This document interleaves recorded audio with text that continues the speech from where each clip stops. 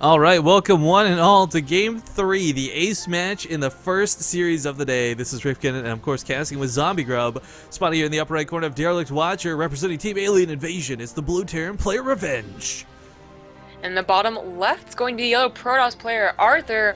He's really good game 1, but a little shaky game 2. Well, look what he's doing here in Game 3. That probe came out lickety frickin' split. This is actually a really bold move. A really bold move. Yeah, but this map's pretty good for it, though. There's a lot of dead space, both in the main and, of course, at the natural. You're not just going to scout right past a gateway. It's going to be hidden, so it looks like he will be putting it in the natural. Now, this is one of those few times where that supply depot could make or break this game.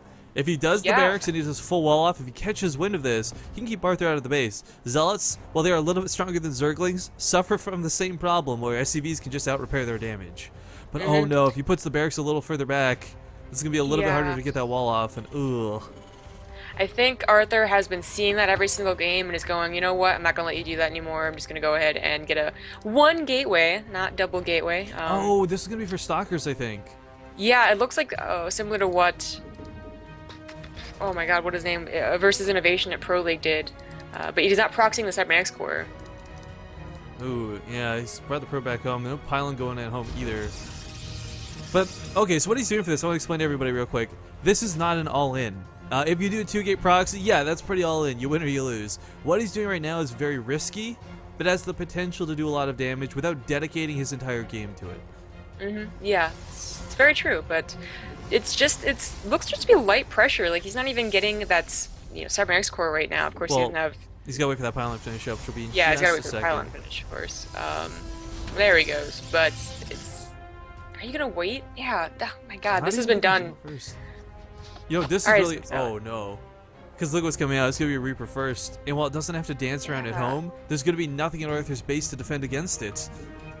Yeah, exactly. I mean, once the Militia Core, once the Cybernetics Core is done, it can get the Militia Core.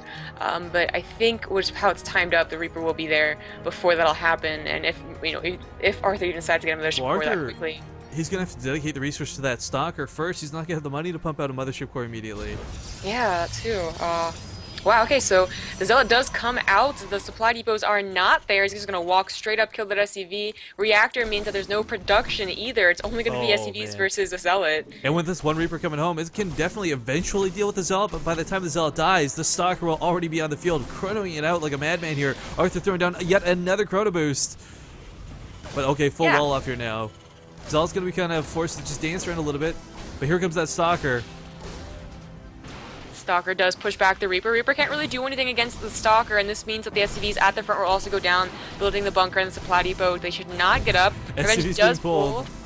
Yeah, it's probably the better decision right now, but he's getting a lot of SCV kills, and back home, he's still probing up. I mean, he hasn't, stopped probes. Yet again, this isn't a total all-in. He can actually he actually kills the bunker. Doesn't get to complete. And now these mistake right there. Workers are being pulled off the mineral line. Those Marines are about to pop, but holding this is going to be very difficult. Ooh. Careful there. They're now going to get surrounded by SCVs. That is just embarrassing for the Stalkers. But so far, good control from Arthur. Second man center is finished. He's still on one base, Arthur, that is. And the bunker does go up once again. Yeah. This is really great. This sucks, though, for Revenge. He did get that second command center. He can start reeling back off this later, but he is not out of the woods yet. No, he's barely even mining right now. He's lost so many SCVs, and so many are off the line. He lost the Reaper. The Reaper was like the one thing soaking hits for those Marines. They can't do anything. If this bunker doesn't complete, that's it, guys.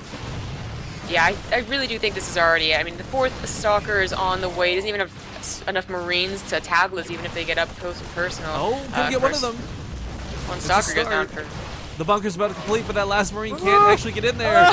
Oh my god, 40 out of 40. Oh, but he fills it up with... load in instead of a Marine. Oh my god, what is happening? He's got to repair, but he's actually going to run out of minerals soon.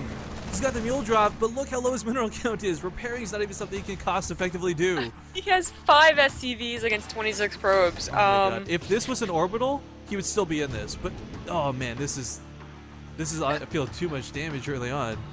Yeah. Yeah. So this has happened before, guys. I know Sue rather did it against Innovation in Pro League, and then someone did it in the GSTL Axiom. I think Crank did it. Yeah, Crank did it. If you're going to go watch more of that. But I think one of the biggest mistakes that Revenge did so far was not pull guys off of gas immediately. As you can see, he has about 100 gas. It's completely useless. That could have been a lot more minerals and potentially an orbital command. And now Arthur's just going to have a small contain with this Sentry and Warp Gate, and he is just, I mean, he's won the game unless Revenge can really pull something out of his hat. You know, I like the choice to go for double Reapers. It's a cool idea, assuming that Arthur would have nothing at home. But it's not going to work because he does have plenty at home. Yeah, I mean, he just warps in, you know, it chrono boosts once, and he's like, alright, your 2 Reapers don't do much against, I don't know, a Stalker and a Electric Core. This totally sucks for Revenge, and I hate to see him go out like this, but this is really well played by Arthur. Like, I was sitting there thinking, like, okay, Arthur's mad about that last game. He's going to 2-gate, go for a really big all-in and risk this. But, again, this was a very economic way to play this game. Yeah, it's very sneaky, too, because, you know, once the 2-gate timing has passed, you're like, oh, well, I guess it's a regular game until, you know, like 6 minutes. Awkward. Or no, actually, just a Stalker. Well, Reaper going to come across the field, and I don't know, like, Revenge is not going to be happy with what he sees. The Nexus is down, the tech is there, he's got the Robo up. There's no chance to really come out of this. Meanwhile, Big Push here does bust that bunker. Mothership Course here as well, and Revenge pulls SCVs, but he doesn't have many to pull. The last line of defense is about 8 SCVs. Not too scary right there. Supply depots will also go down. Not supply blocking Revenge simply because he doesn't have any units, but there's the GG.